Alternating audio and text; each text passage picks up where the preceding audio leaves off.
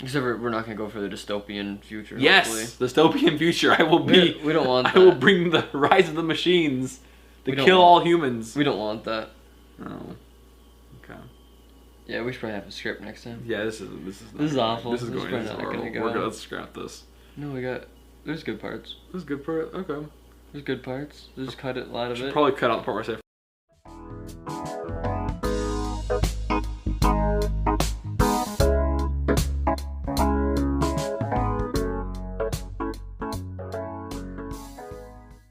This is North of No Returns. I'm with me, and my name is Tristan, and I'm with this guy, whose name is, I think it's Austin. Yep, Austin. Okay. So I get them mixed up sometimes.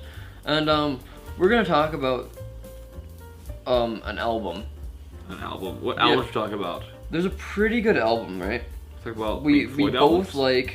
we both like Pink Floyd, right? We talk about The Wall. And we're both picking an album. We're not picking right now, we had an album, obviously. Yeah. And we're just gonna take a little bit to look at it, and we're gonna like talk a little bit about them, and then we're gonna be like, we're just gonna respect them, you know? We're gonna be like, boom, both these albums are pretty awesome. So my album I picked was The Piper at the Gates of Dawn, the first album, Okay. 1967. Nice. And Austin picked The Wall, obviously my favorite. The Wall, my favorite Pink Floyd album. So you talk about your album first. So, well, I got Piper at the Gates because I really like Syd Barrett. It might not be the best, like, musically, but it's really cool just how cool Syd Barrett was. I will say I do like the album cover on it. It looks very cool. I know we're gonna talk about album It's covers, like a but it looks kaleidoscope, really cool. and it has all the members in there. Yeah. But so Syd Barrett's like the founding member. Could you call Pink Floyd prog rock? Because Yeah. it has like like all the it's very synthesized sound, right? Mm-hmm. Yeah, you call it prog rock. Yeah, and they essentially invented light shows. Syd Barrett. He was like, Really? let's just get light shows. Let's get lights in here, and their concerts, and they're like, boom, we like these. I thought like acid rock is what invented like light shows and stuff with like Pink Floyd Earth, did. Wind and Fire. Pink Floyd essentially did. They popularized it, if not invented it. Okay, that's cool to know. But like this album has like some weird like outer earthly or like out of the worldly kind of stuff. Like just instrumental tapes, and then it has like songs that it's like this like just like it's a British accent because you know they're all from Britain. Mm-hmm. And Syd Barrett is the singer for most of it, and he sings like about like he puts like spins on like childhood like nursery rhymes and stuff. Mm-hmm. And it's like really cool, and it's like the most unconventional lyrics. Like they got a gnome. It's like there's a gnome named Grimble Grumble. What? Yeah, I've it's listened to Grimble any of this Grumble. stuff. Dude, oh, I love this. My favorite song is actually on here. Look at which favorite song? Flaming. Flaming. Yep, it has a unicorn in it. I think the only song I can think of off the top of my head that has a unicorn in it, like said in it, it's just Flaming by Pink Floyd. So this is less of the album, more about Syd Barrett, because Syd Barrett's awesome, even though he went kind of crazy because of acid and stuff. That's what most good musicians do. They end up taking a bunch of acid and go Yeah, it's crazy. sad.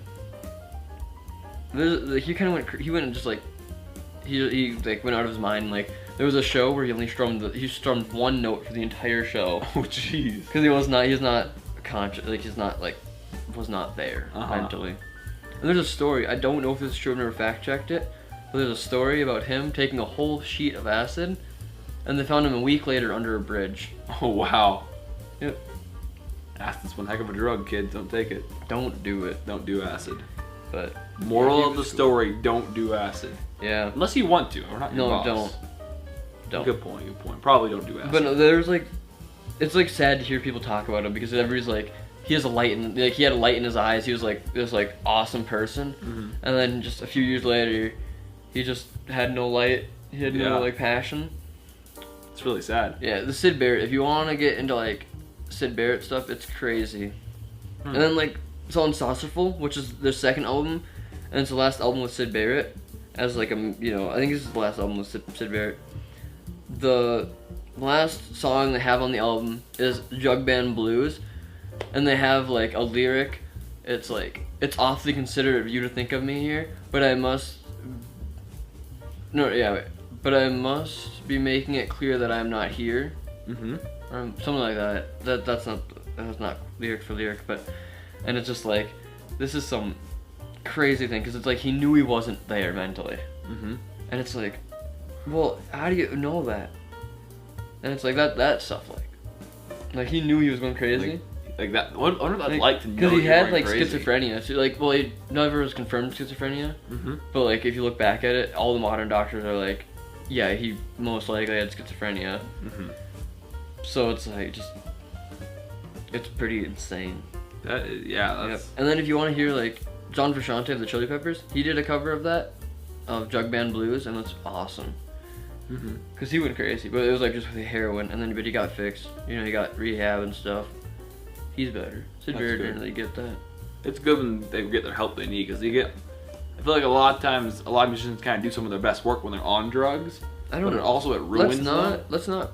You not say that? Well, Think about like let's say it because they've done drugs so much, but what if they think about it? They could have made much better music if they didn't do and they drugs. could have made more. They wouldn't have died. And they could have young. made a lot more. But you think about like Beach Boys, right? Pet Sounds was when they run lots of drugs. Sgt. Peppers and Are the you Beatles. sure Pet Sounds when there are a lot of drugs? Dude, Pet Sounds when they just did tons of LSD. That's how they did Pet Sounds. Mm-hmm. Okay. Just took a bunch of LSD. Beatles, same thing. LSD. They did Sgt. Peppers. Yeah, but it wasn't the drugs that influenced it as Really? heavily I as thought just it- being like any average Joe out there and takes a handful of acid. It's not just gonna create the That's best a good album point. of all time. I could be super high. I wouldn't write good music. I don't know the first thing I'll write. Yeah, music. no, they just like there's these geniuses that think they need drugs to help them out, but they don't. That's a We're solid not point. we're not advertising drugs. Yeah, obviously no. We're not trying to Say drugs. we're not gonna don't do them. Don't do I drugs, don't kids. Say pizza to no drugs. I don't think it helped the musicians. I think in the end it hurt it more. And think about how many musicians died young, like doing drugs. You know what I mean? Jimi Hendrix, Kurt Cobain, Amy Winehouse, Janis Joplin, that's Brian Janis Joplin. Jones. Well, you have the whole list right there. You want to say your person? I do. Jim but I don't want to admit that he Morrison? died. Jim He Morrison. lives in my heart. Freddie Mercury. Actually, that Wait, was Freddie Mercury died from drugs? No. Yeah, he died from Yeah. AIDS, right? But drugs didn't help. Yeah, drugs didn't help. Drugs never help. Yeah. Okay. Let's talk about my album. My album was The Wall by Pink Floyd. And I gotta say right now, if you have not listened to this album through yet, what are you doing with your life? Like, get it together, man. Like, listen to The Wall all the way through. It's only, what, how many songs is it? 40 minutes something? Yeah, it's not that long. So if you have, like, a free afternoon, just listen to it through. It's such a good, like, experience. It's one cohesive song and story. I lied. It's way longer than 40 minutes. Yeah, That's you're just the right. first side. It's, Here, I got it. You keep going. You do the math. Here you go. Here, it's 80 minutes. I think. So, okay, that's not that bad. Yeah. That's not But listen to horrible. Dark Side. Dark Side's an easier listen, and it has like a cohesive Yeah, that's a good birth point. to death kind of Yeah, thing. it's fair enough. But I don't know, man. The Wall is cool. The Wall is so cool. The album cover, first of all, I gotta say, Dark absolutely Side has a love better it. album cover. Yeah, but I like the graffiti, man. It looks, or not the graffiti, but like the brick pattern. It looks so cool. Also, on Another Brick in the Wall Part 2, that song, the track in there, when it has like the kids in the choir singing that bit, you know, like We Don't Need No Education. Yep. Originally, they didn't have that in there, but the producer or whatever was like, we need to have this track in here, and I can't remember who said it, but one of the members was like, absolutely not. There's no way we're gonna put this in here. So the producer was like, okay, so we'll put it in there. After they recorded, he put it in anyway. Didn't listen to the band, and I never got really mad at him, but it was for the better. Like that's an iconic part of that song is the kid singing the chorus. It's such a creepy, like, I don't know, really cool part of the song. Sounds like something Roger Waters would do. I don't know. Yeah, I don't know who it was, but I remember reading that somewhere. I think if I had to pick a few songs after this, there's so many good hits. Obviously, Another Brick in the Wall Part 2, famous song, really, really good song. Comfortably Numb. Oh my goodness, that song is so good. One of my favorite songs by Pink Floyd. One of my favorite songs of all time, in general, Comfortably Numb. Like, it's up there. Definitely top 5 song string. Comfortably Numb by Pink Floyd. I think what else on that? Nobody's Home. That's a bit of a sad song, but these are all really sad songs, but that's a good song. Not all sad songs. And In the Flesh, the opening to Another Brick in the Wall. It's how the whole album starts. It introduces the main character Pink in the song, and In the Flesh is it's a chilling song. You know what I mean? It makes you stop and think, like, whoa. You know what I mean? The whole point of The Wall, right? It's about Pink, the main character, the musician, putting up walls in his life. You know what I mean? And blocking out his friends and his family and stuff. It's art. You can't tell them what it's about. Well, yeah, okay. It's really your own interpretation. Everyone has their own interpretation of it. That's how I interpret it. And, you know, as someone who has done that in the past, who's put up walls and hasn't let people into their lives when they need people most, I really relate to this album on an emotional level. Because, like, it shows what happens if you don't, you know, let other people into your life, don't love other people, other family, other friends, you know, what you turn into. You know what I mean? This is like one of those albums where you get into your really comfortable, you know, lazy boy, have some really nice, comfortable earmuffs Noise on. canceling, like, obviously. Yeah, and then you have like a nice cup of tea in like the pitch black room and just listen to it for like 80 minutes. Yeah. That's Dude. the kind of album this is, which isn't really popular nowadays, but... I remember the first time I did this, I sat down in this very basement, turned the lights on dim. I think I might have maybe had like, I don't know if I was doing anything. Maybe I had like some I was building the model kit. I don't remember what I was doing for sure. But I just sat down. I played it on over the speakers, just through all 80 minutes of it, one sitting. Just sat here in this basement for like 80 minutes, and it was an amazing experience. Like I said, if you have not listened to The Wall all the way through, you need to do it. Like, for the sake of music, for the sake of like knowledge, you need to do it. It's a piece of artwork. You know what I mean? Yes. I mean, all music is art, obviously, I was about to say but the same thing. this is something else. This is art taken to a higher level. I feel like, I don't know. It's such a good song, and again, you have so many good individual tracks. Like I said, In the Flesh. The thing is, Pink Puntably Floyd, Numb. individual tracks they're never as good as the continuous full album. You always got to listen to the album for Pink Floyd, and a lot of bands, like a lot of music, you listen to the albums and it's a lot better in the album form. Mm-hmm. Yeah, I feel like the switch with now how everyone streams music, right? It's all singles. People don't really listen to singles. It's not the album experience anymore, which is nice. Like, there is definitely, it's cool to hear like a #1 hit single, right? That's like it's like standalone song that's really good. Like, there's been some releases that are like, oh, that's kind of cool. Like, I like that. See, there's like, it's like a thing. So it's like if you think about music as cooking, it's like junk food is listening to like these like 2-3 minute singles. Like, usually pop, because pop's pretty easy to listen to. You don't have, like, there's nothing like too, or at least for me, there's nothing like that really draws me. Like, toward, like, gets my attention away from it, or to it, like if I'm doing something else, I can have in the background. But if you listen to like an album, it's like preparing a meal, cooking the meal, and then eating it. The meal is always gonna taste better, and you're always gonna feel better, but sometimes it sucks to make it, you know? It's a lot more work if you think about it, right? Like, junk food's good. Like, I'll go eat like a bag of chips. I love chips, you know what I mean? And there's nothing necessarily wrong with it. It's a fun, quick, enjoyable thing. Yeah. But a full meal is like, again, it's more effort, it's more work. But I like cooking. It's something you sit down and do it, and you make a full meal. It's healthier for you. It's still tasty, you know what I mean? If you cook it right. And like, see, if you listen to like, if you're into pop music, even like newer music, if you listen to like Levitating by Dua Lipa, or if you listen to the whole album Future Nostalgia, it's pretty, like, just the whole album as a, you know, combined, you know, piece of art. It's pretty cool. It's a lot cooler than just listening to the song 14 times. Yeah. It's nothing to do, because stuff people always say, oh, that's so overplayed now. Well, you listen to a full album, things will get overplayed because you're listening to you're listening to a whole bunch of songs at once instead of just one song. You know what I mean?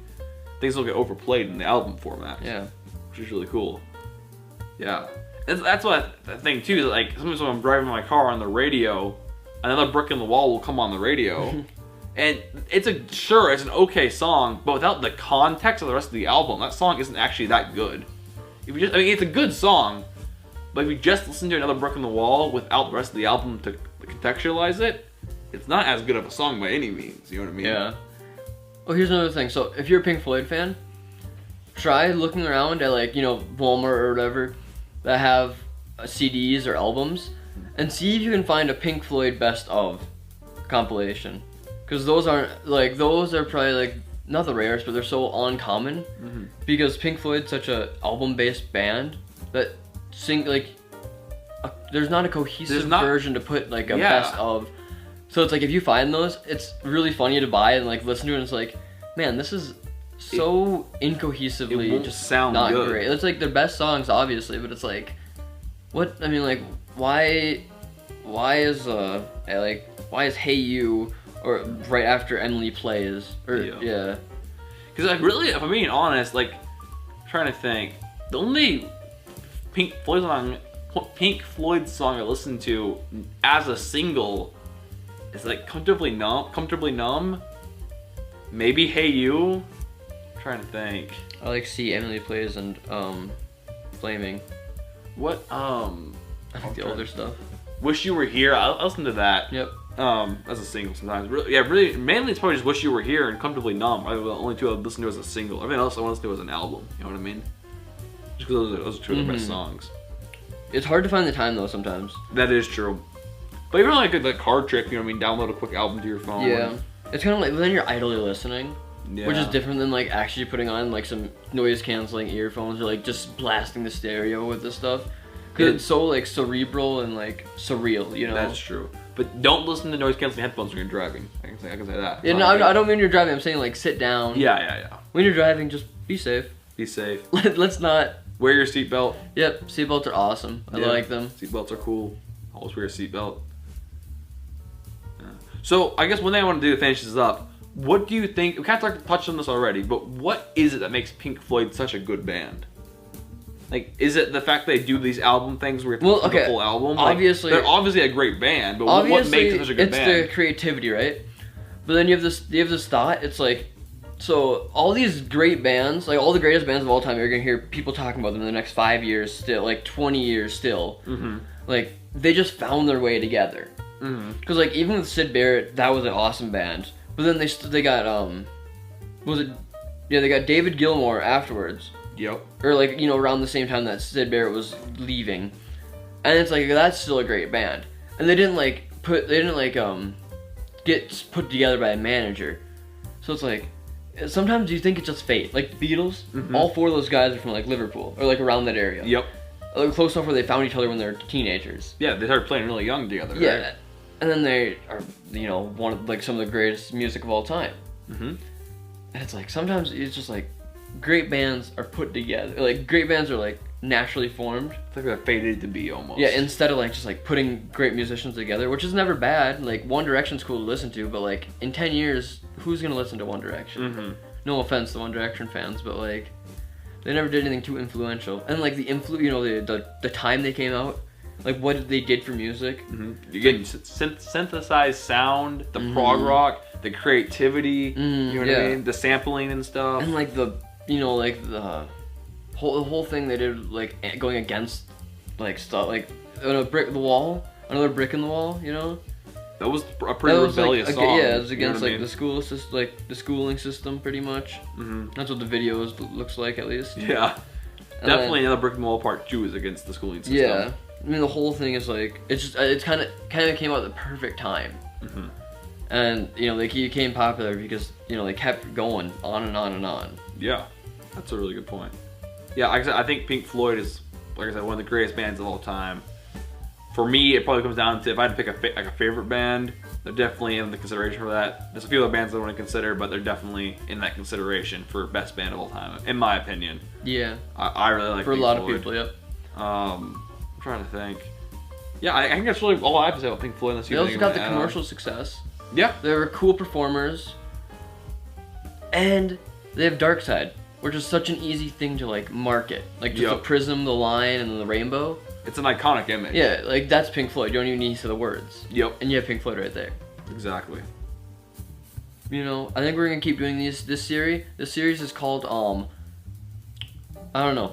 We'll think of a name. It's gonna In be the like Moment. The artists by the albums. Artists, the albums. The artists, the albums. The best albums of the best artists. Yeah, that's cool. I like this. Okay. Yeah. Well, thank you guys for that's it listening for today. Make sure to give us a review on Spotify. It really helps us grow our audience. Share with your friends, please. No, We're trying to don't grow. do that.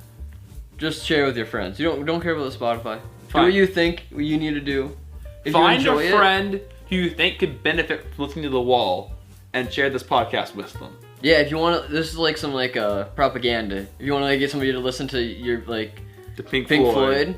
have them watch this video and they might be like intrigued more. Yeah, exactly. And then you back it up with your own thing. Yeah. All right. Well, thank you guys for listening. We will see you guys next time on North of No Return. Oh, we're gonna say it together. We'll try this again. We'll see you next time on Okay, on 3. 1, 2, 3. On North of No Return. Tristan, please say North of No Return. North of No Return. Yay! Okay, we're getting kicked out of the studio, so we'll see you. An old next man with a time. shotgun is running at us and yelling angrily. We're gonna run away now.